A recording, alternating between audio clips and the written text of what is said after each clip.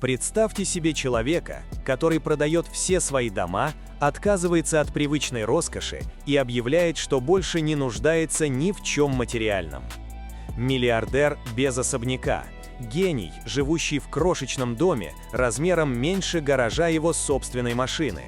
Звучит как история о скромности и свободе, правда? Но что, если за этой внешней простотой скрывается нечто гораздо большее?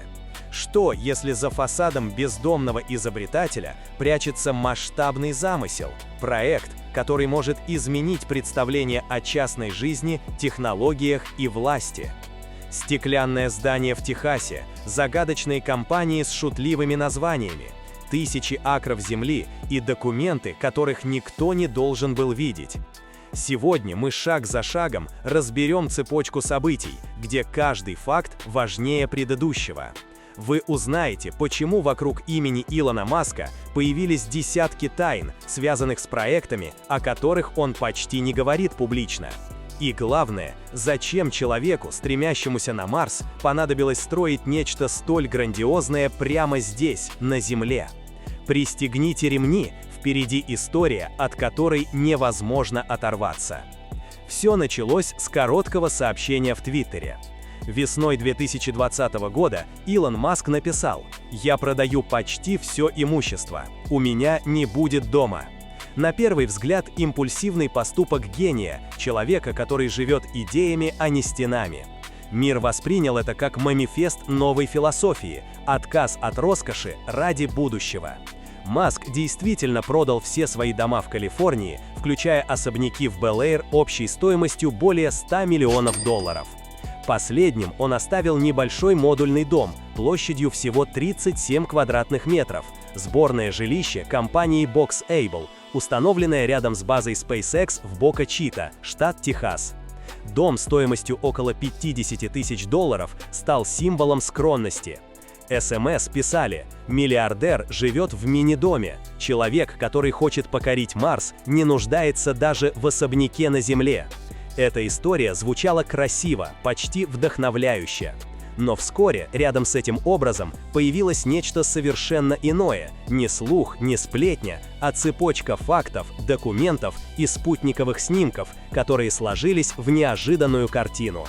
В строительных архивах округа Бастроп, Техас, появился файл «Обычная заявка на возведение объекта для The Boring Company», одной из компаний Маска. Сотни страниц технических данных, геологических отчетов, инженерных расчетов. И лишь один чертеж, который заставил журналистов насторожиться. На нем здание необычной формы, стеклянное, многогранное, с гексагональными элементами, словно из футуристического фильма. Официально это была часть корпоративного кампуса, но внутри компании проект носил другое имя – Project 42. Согласно неофициальным источникам, он отсылал к числу, которое в книге «Автостопом по галактике» символизирует ответ на главный вопрос жизни и Вселенной. Так, банальный строительный документ стал отправной точкой для множества исследований, обсуждений и догадок. Когда журналисты начали проверять данные, выяснилось, что в том же регионе за несколько лет структуры, связанные с Илоном Маском, приобрели тысячи акров земли. Покупки оформлялись через десятки независимых компаний с ничего не говорящими названиями вроде Giggle Metals или Uncommon Engineering. Суммы, по словам местных агентов, значительно превышали рыночную стоимость, а сделки проходили быстро и без огласки. Так, шаг за шагом, на карте Техаса возник единый контур площадью более 6000 акров. Территория, на которой можно было бы разместить несколько городских кварталов или даже маленькое государство. Рядом уже действовали предприятия Маска, фабрика Tesla Gigafactory Texas, инженерные лаборатории SpaceX и комплекс The Boring Company. Казалось, что все они начинают соединяться в единую экосистему. На спутниковых снимках, опубликованных коммерческими компаниями наблюдения, стало видно, как этот участок стремительно меняется.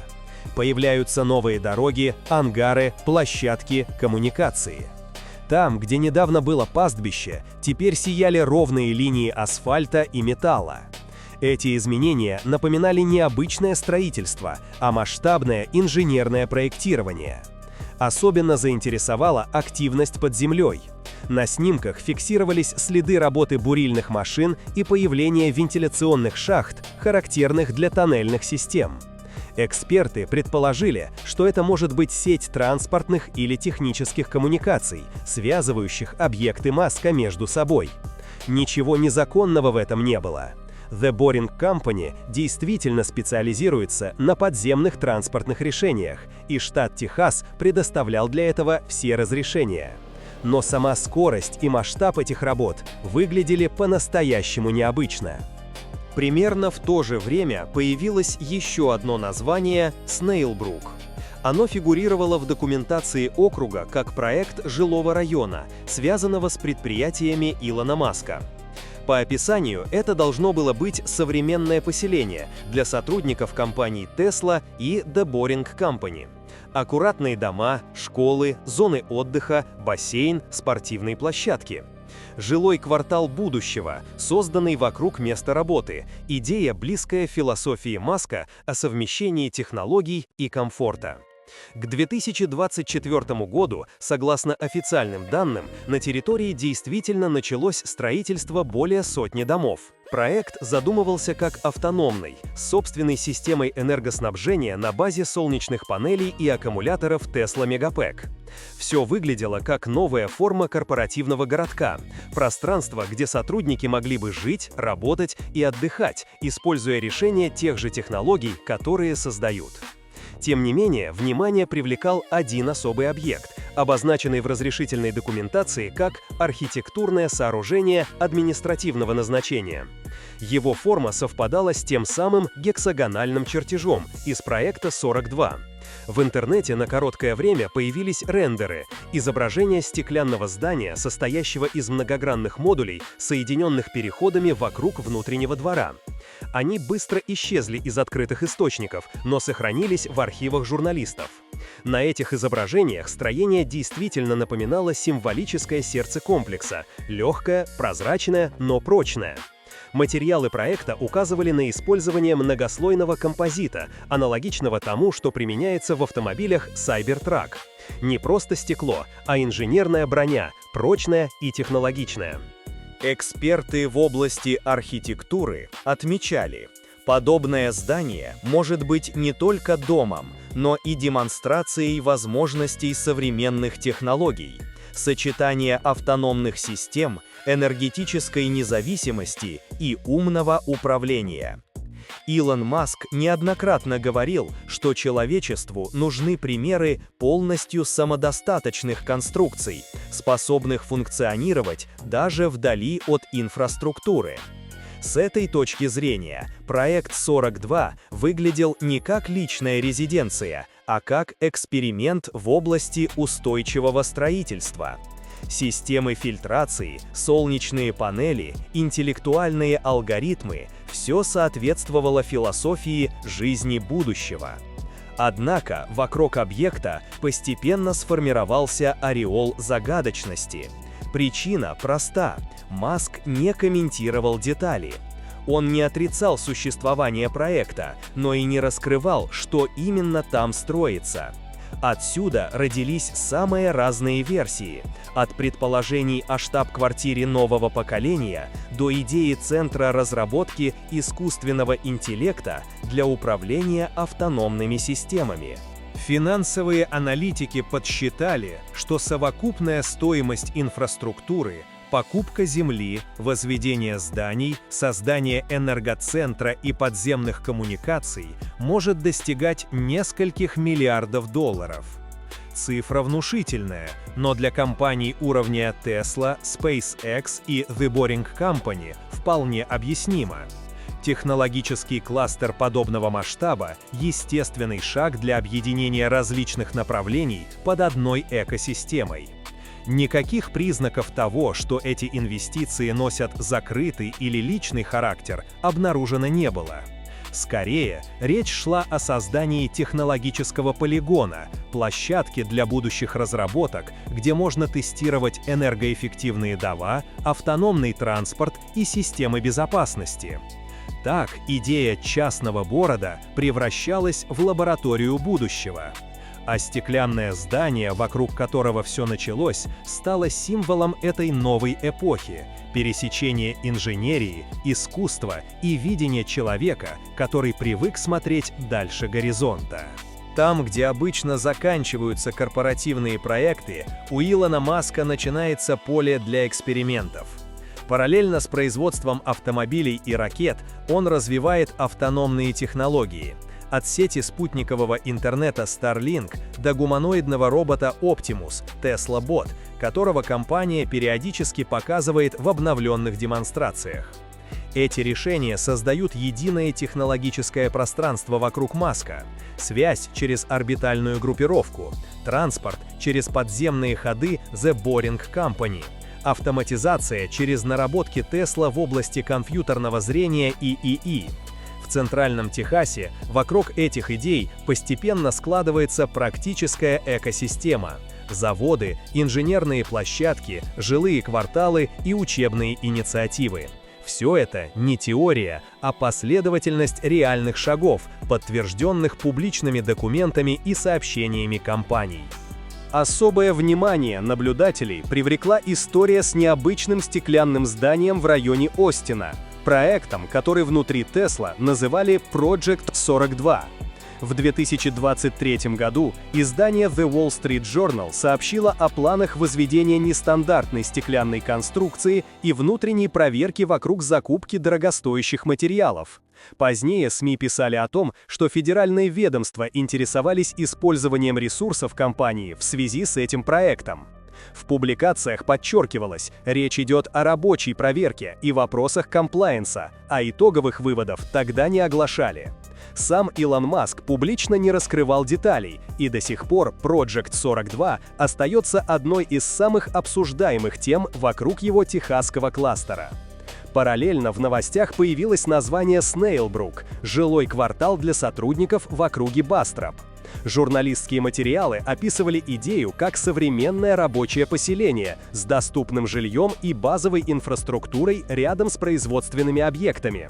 Для Маска такая модель логична – сократить дорогу от дома до места работы, ускорить обмен идеями, протестировать в реальной среде энергоэффективные дома и локальные энергетические решения на базе солнечных панелей и аккумуляторов Megapack. Концепция городка рядом с заводом имеет долгую историю в США, но в интерпретации Маска получила ярко выраженное технологическое наполнение. Если объединить в одном месте заводы, исследовательские площадки, учебные проекты и жилье, получается кластер, в котором Илон Маск может быстро внедрять и проверять свои решения. В 2025 году в Техасе освещалась образовательная инициатива Ad Astra – развитие давней задумки Маска о школе нового формата, адаптированной под инженерно-технологическую среду. Для региона это означает приток специалистов, новых программ и проектов, а для компаний Маска – возможность воспитывать таланты рядом с действующим производством и лабораториями. Интерес к инфраструктуре растет и со стороны местных властей. Осенью 2025 года местные СМИ сообщали, что власти Бастропа обсуждают с The Boring Company варианты подземных переходов для объединения рекреационных маршрутов. Это иллюстрирует, как технологии Маска переходят из статуса корпоративных решений к инструментам городской среды. А в 2025 же году появлялись сообщения о планах частного рекреационного центра рядом со Starlink-площадкой. Еще один штрих к идее жить и работать рядом с технологическим ядром. История минималистичного образа жизни у Илона Маска тоже подтверждена открытыми источниками. В мае 2020 года он написал: «Я продаю почти все материальные вещи, у меня не будет дома», после чего действительно распродал калифорнийские владения. Сделки фиксировали профильные издания и хроники недвижимости. Позже СМИ сообщали, что в Техасе у Маска были иные варианты жилья, оформленные через компании, практика, обычная для частной жизни известных предпринимателей. Общая канва остается неизменной. Фокус Маска на проектах, а не на демонстративных резиденциях. Так складывается цельная картина. Илон Маск строит не отдельные островки технологий, а связанный между собой ландшафт идей, производство, жилье, обучение, городскую инфраструктуру и связи между ними. Вокруг остаются вопросы, на которые нет публичных ответов, в том числе по поводам архитектурных замыслов уровня Project 42. Но сами факты о площадках в Техасе, проектах The Boring Company, образовательных инициативах и бытовых решениях говорят о простом. Маск продолжает собирать экосистему, где технологии работают не на бумаге, а в повседневной жизни людей. И, возможно, именно поэтому Центральный Техас стал для него не пунктом назначения, а стартовой площадкой новых идей. Это помогает понять масштаб его замысла, от короткого твита до реальных дорог, школ и заводов, которые можно увидеть на карте. Спасибо, что были с нами до самого конца этой истории. Сегодня мы вместе прошли путь от легенды о минимализме до мира, где технологии, идеи и мечты соединяются в единую экосистему. История Илона Маска напоминает, что границы возможного постоянно расширяются, стоит лишь представить себе будущее и сделать первый шаг к нему. Каждый новый проект, каждая неожиданная идея показывают, развитие – это не роскошь, а способ двигаться вперед, искать решения и вдохновлять других. И, возможно, именно это и есть главная цель. Не просто строить, а создавать пространство, где технологии служат людям и открывают перед нами новые горизонты. Если вам понравился этот выпуск, будем очень рады вашей поддержке. Подпишитесь на канал, чтобы не пропустить следующие истории. Поставьте лайк, если материал показался интересным, и поделитесь своим мнением в комментариях. Нам действительно важно, что вы думаете. Спасибо, что провели это время с нами. До новых встреч, и пусть каждый ваш день будет шагом к собственным открытиям.